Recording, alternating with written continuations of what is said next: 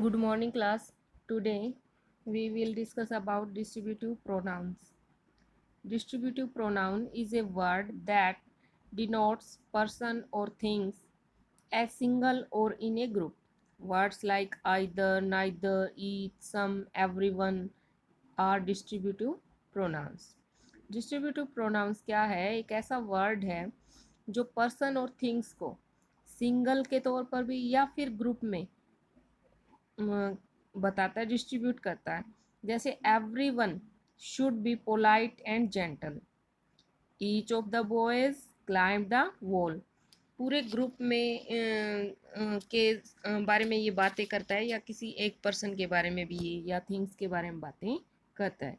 Next है indefinite pronoun.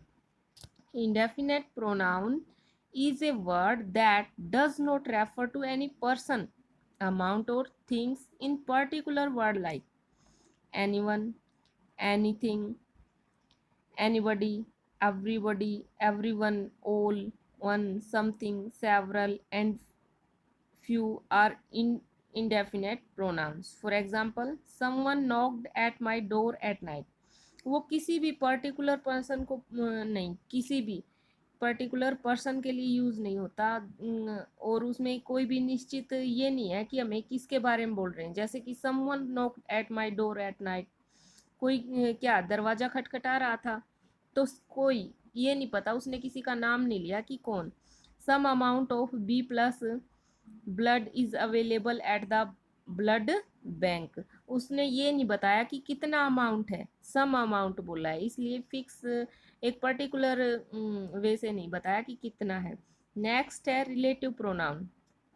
Relative pronoun is a word that introduce relative clause and join two sentences, words like that, who, whom, which, whose, whoever, whichever, and whatever are relative pronouns.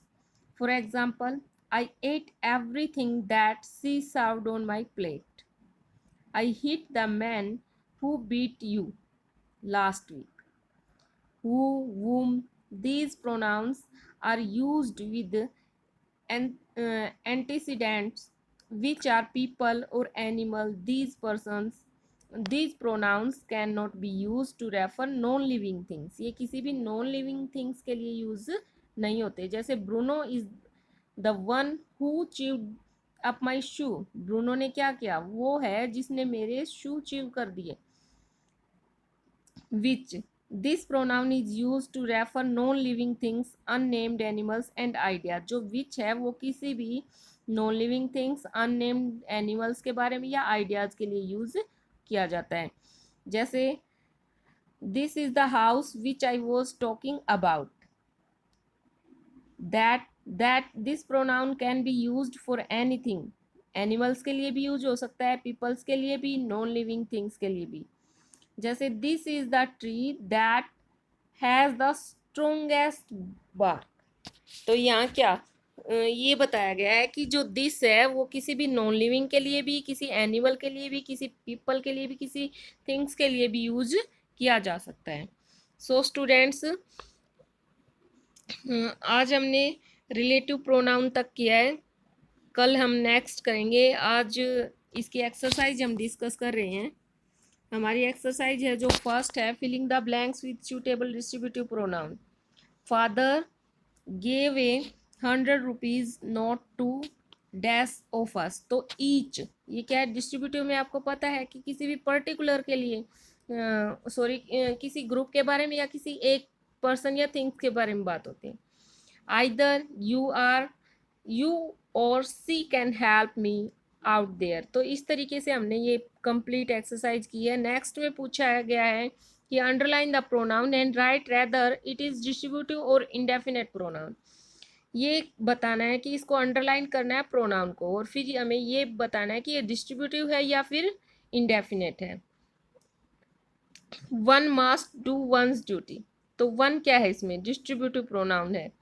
Someone जिसमें किसी भी particular person को या things को point out नहीं किया गया, तो उसमें क्या है, इंडेफिनेट प्रोनाउन।